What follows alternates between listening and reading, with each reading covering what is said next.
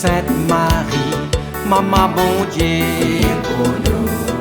Saint Michel, tout bon ange bon Dieu, pour nous. Saint Jean-Baptiste et Saint José. Bonjour, mes frères et sœurs mauriciennes d'ici et d'ailleurs.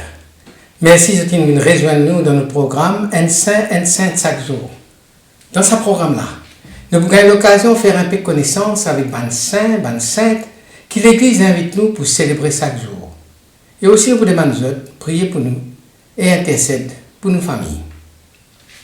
Aujourd'hui, le 18 décembre, l'Église invite nous à célébrer la mémoire de Saint Sébastien, patron des soldats, des archers, des gardes, des sportifs, des malades atteints de la peste, et puis patron des jeunes, patron de la ville qui est menacée par une épidémie. Et nous profitons de l'occasion pour saluer Sébastien, Sébastiane, Bastien, Sébastiano, Seb, Sébastien, et aussi Sébastienne, Bastienne, Sébastiana. Là, nous sommes au cœur du IIIe siècle. L'Empire romain, puissant mais orgueilleux, il a imposé la loi avec une main de fer. La persécution contre les chrétiens peut redoubler sous le règne de Dioclétien. Ça nous a dit plusieurs fois. Ça fera comment dire une persécution terrible qui vient d'arriver. C'est toujours sous ce règne. Dans la cour silencieuse, il y a un jeune officier de la garde impériale qui est attaché à un poteau. Sur la corde qui est attachée bien serrée et sur les bras ouverts. Devant lui, et dans une troupe d'archers, humides. Ça, c'est un archer très, comment dire, tiré d'élite, ça. Ils sont réputés pour une précision mortelle quand ils ajustent cette flèche. Le commandement retentit. Une flèche là commence à souffler et il y a directement dans la chair de Sébastien. Transperce chevalement. Du sang commence à couler. Mais Sébastien n'est pas crié. Il reste étonnamment calme. Sur la lèvre, simplement, peut murmurer une prière, non pour lui-même, mais pour son bourreau. Ce lisait fermé, non pas par la peur, mais comme un signe d'abandon total à Dieu. Sa soldat transpercé par une flèche, mais qui est encore vivant, c'est Sébastien, officier fidèle de l'empereur, mais plus encore, officier fidèle pour son Seigneur. Ce supplice, ça, c'est pas sur la fin. Parce qu'il pourrait relever. Et pour les chrétiens qui vous prennent lui pour soigner en secret, et il pourrait tourner pour lui réaffronter ce ban bourreau pour lui capable de témoigner sur la foi. Imagine ça un coup. Sébastien, il vous donne un symbole universel de courage, de résistance intérieure, de fidélité inébranlable face à l'oppression. Sur l'image que je trouve sur une photo, transpercée par une flèche, qui traverse par un siècle pour rappeler nous que vrai la force, c'est pas dans les armes, mais dans la foi, qui jamais n'a pas cède à la peur. Sébastien finit probablement en France, en Narbonne, au cœur du IIIe siècle. À une époque marquée, par une persécution violente contre les chrétiens sous l'empereur Dioclétien et Maximien. Il grandit dans l'Empire romain qui croit dans plusieurs bondiers polythéistes. Contre la fidélité à l'empereur, il exige un sacrifice à un dieu païen, un dieu de Rome, et si les autres refusent, ça va un rite-là considéré comme un traite de l'État. C'est une trahison politique pour tout le monde qui refuse pour offrir un rite à ce dieu païen-là. Les villes d'un officier prestigieux de la garde prestigieuse de Rome, Sébastien, il vous distingue par sa loyauté, sa bravoure et sa bonne qualité humaine. Mais derrière l'apparence, sa soldat irréprochable là, il amène la vie clandestine de chrétiens engagés. Dans une société, quand le choix d'être chrétien veut dire qu'on peut risquer la mort. Sa mission est double et dangereuse. En public, il reste un officier respecté, mais en privé, il soutenir sans relâche par un chrétien persécuté. Il visite d'autres dans la prison. Il encourage les martyrs. Les petits soins blessures, bonne famille, et tu réconcilier bonne famille. Son vulnérabilité, c'est une vulnérabilité morale. Parce qu'il connaît qui, si comment dire, c'est découvert, les types perdent tout, mais ils refusent le silence complice. Un scène célèbre illustré ce charisme spirituel. Tu as deux frères jumeaux. Un t'appelle Marcus, un t'appelle Marcelin. Ils ont été condamnés à mort. Et ils ont hésité. Est-ce qu'ils ont traîné la foi sous la pression de leurs bandes proches pour être capables de garder la vie? Sébastien tient à intervenir. Il a cause aux autres de la vie éternelle, qui selon la tradition, qui racontait un ange qui apparaît pour confirmer ce bonne parole. Ce bonne jumeau-là, ils reprend courage et ils mort en martyr. Son propre martyr, pour dire à Sébastien, est tout aussi saisissant, parce qu'il percé de flèches par un archer numide, comme on dit, un tireur d'élite, un spécialiste dans la tir à l'arc. Ça, je fin père transperce lui et il fin laisser pour mort. Mais Sébastien fin retrouve lui vivant par Sainte-Irène. Sainte-Irène qui est la veuve, un martyr, et Sainte-Irène qui soigne lui en secret. Ça, le fait qu'il finisse vivre miraculeusement et que sur les corps brisés, qu'il porte la foi intacte, ça finit le cœur de ce légende. Sébastien, il incarne la résistance intérieure, le courage spirituel et la fidélité absolue à Dieu jusqu'au sacrifice ultime. Véritable tournant sur la vie, c'est parce qu'il survit miraculeusement après qu'il l'appui flèche fin transperce sur les corps, mais ce soit radical pour les retourner volontairement devant l'empereur pour essayer en même temps évangéliser ce bourreau. Il est capable de sauver, il est capable de cacher, il est capable de disparaître dans l'ombre des catacombes, mais il choisit pourtant pour affronter Dioclétien en face et pour lui reprocher publiquement sa cruauté envers les chrétiens. Sa audace là, sa courage là, unique dans le récit des martyrs, lui révèle la profondeur de l'âme de Sébastien. L'homme qui n'a plus peur de la mort devient impossible à réduire. Sa geste là, lui scelle ce destin.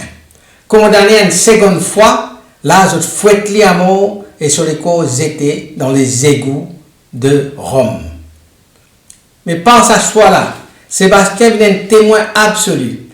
C'est lui qui prouvait que la foi est capable de rendre nous invincibles, même au cœur de la fragilité humaine. Dès le 5e siècle, la réputation de Saint Sébastien dépasse le cadre du martyr pour devenir un rempart contre le fléau. Il y a beaucoup la ville entière qui est frappée par la peste. Et je t'affirme qu'ils ont fini délivré après la prière, la procession qu'ils ont fait en l'honneur de Saint Sébastien. Rome lui-même, après 1000 ans, le rapport d'une épidémie finit stoppée par intercession Saint Sébastien. Qui fait lui?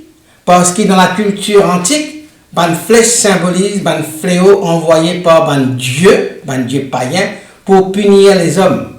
Sébastien transpercé par une flèche, mais miraculeusement survivant, l'image puissante de celui qui détourne une flèche du mal. Sur les corps criblés, finit un signe.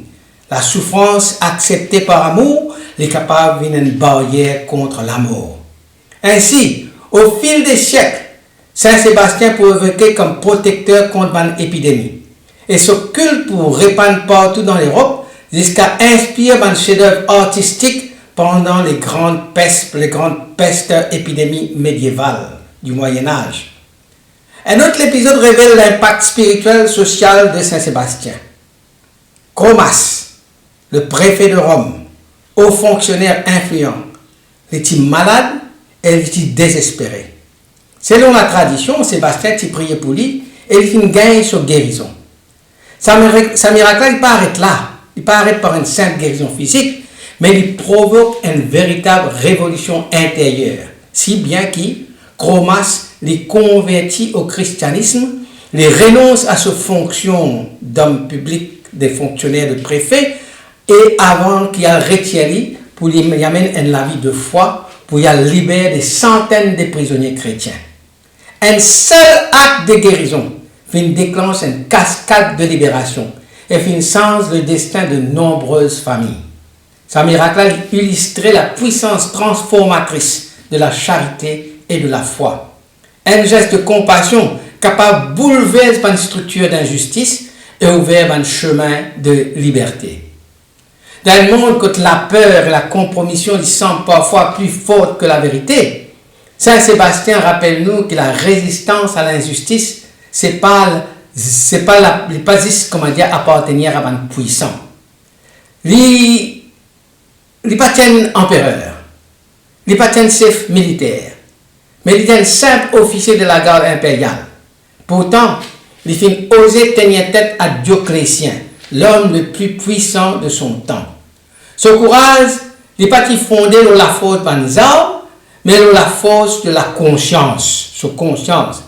Aujourd'hui, alors qu'il tente de voix élevées contre la corruption, la violence ou l'oppression, Saint Sébastien vient enseigner nous que la grandeur morale n'est pas dépend du statut social, mais il dépend de la fidélité à la vérité. Transpercé par une flèche, laissé pour mort, humilié publiquement, Sébastien y incarne la condition des victimes de toutes les violences. Mais ce témoignage y a plus loin. Il montre qu'il nous a une blessure physique extérieure, n'est jamais définitif ça, tant qu'il nous reste dans la dignité intérieure. Même après qu'il passe près de la mort, il finit relevé et il finit reprendre sa mission. Dans un monde que tant de personnes sont brisées par l'injustice, la guerre, la maladie et l'exclusion, Saint Sébastien proclame que la vie est capable de renaître là contre l'amour et que la foi persister. Ce qui frappe nous chez Saint Sébastien, c'est son retour volontaire devant l'empereur après sa guérison. Il est capable qu'on étudie, sauver, aller, à le casser, à redonner la vie tranquille pour les vivre, mais il choisit pour revenir, pour causer, pour témoigner. Ça, c'est un message puissant pour qui aujourd'hui, le bien affirme la vérité malgré un risque. La fidélité à la conscience, il vaut plus que la sécurité personnelle. Dans l'époque, quand la tentation du silence est grande, Sébastien invite nous pour oser ouvrir la bouche et proclame la vérité et la lumière de la vérité. Depuis des siècles, Saint Sébastien est invoqué contre l'épidémie, une peur collective, une menace invisible. Sur l'image transpercée des flèches, il devient un symbole de protection dans un temps de peste, dans un temps d'épidémie. Aujourd'hui, dans le monde bouleversé par une crise sanitaire, sociale et morale, l'image de Saint Sébastien transpercée avec une flèche, résonne encore fort à nouveau. Il rappelle-nous que la foi, c'est un rempart contre la peur, que la solidarité est plus forte que l'isolement. À Dioclétien, l'empereur, après qu'il finit regretté, l'état fin guéri, il dit à Dioclétien, je vais retourner pour dire toi, que la haine, les vaine ça, que le Christ les vive en moi. Sa parole-là est rapportée par la tradition, il révèle une audace spirituelle extraordinaire. Il proclame que la haine n'est pas capable de faire nanier contre la vie divine. Pour nous aujourd'hui, c'est un appel pour ne pas laisser la rancune et que la violence gagnent le dernier mot. Avant de mentir, qui a pas hésité? À Marcus et à Marcelin. Et pour dire aux autres, c'est pas la mort qui vient faire autres peur, mais c'est le fait qu'ils ne sont pas contents assez, ils ne pas donné assez d'amour qui vient faire autres peur. Sa phrase-là est associée à l'encouragement qu'il donne à un chrétien persécuté là, d'une actualité brûlante pour nous aujourd'hui. La vraie peur, c'est pas qui nous perdit la vie, mais qui nous perdit l'amour. Et il invite nous pour replacer nos priorités, c'est-à-dire comptons avant tout, montrer l'amour avant tout, sème l'amour avant tout. Avant sa première exécution, dire, mon corps est dans toute la main, mais mon âme est dans la main bon Dieu. Symbole de sa liberté intérieure. Sa parole enseigne nous que personne n'est pas capable d'enseigner l'âme qui nous confie à Dieu. Dans un monde qu'autant de libertés sont menacées, sa parole là rappelle nous que la liberté ultime, c'est une liberté spirituelle. Alors, à nous prier. Saint Sébastien, soldat du Christ et témoin intrépide. Toi qui pas fait paix à la souffrance pour que capable de dire la vérité. Fortifiez nos courage face à l'injustice. Toi qui fais protéger le peuple contre le fléau, contre l'épreuve. Veille nous dans la ville, nous dans le village, nous dans la cité. Veille nous dans la famille, nous dans les malades. Veille nous dans les cœurs inquiets et angoissés. Toi qui fais blessé mais non brisé, montre-nous qui manière la dignité et la foi de capable triomphe de toutes les violences. Saint Sébastien, modèle de force et de douceur, répand-nous ton esprit de fidélité et faire qu'il nous capable d'une bonne porteur de paix et d'espérance partout là que nous sommes. Saint Sébastien, priez pour nous, priez pour nos familles. Amen. Que mon Dieu bénisse et tous les bonnes proches. Que son esprit habite toujours dans eux. Qu'il les protège partout et toujours. Au nom du Père et du Fils et du Saint-Esprit. Amen et à demain. Saint-André et Saint-Matthieu, priez pour nous. Saint-Jean, Saint-Marc et Saint-Luc, Priez pour nous, priez pour nous, priez pour nous. Sainte-Marie-Madeleine et Saint-Étienne, Priez pour nous, Saint-Ignace et Saint-Laurent, priez pour nous.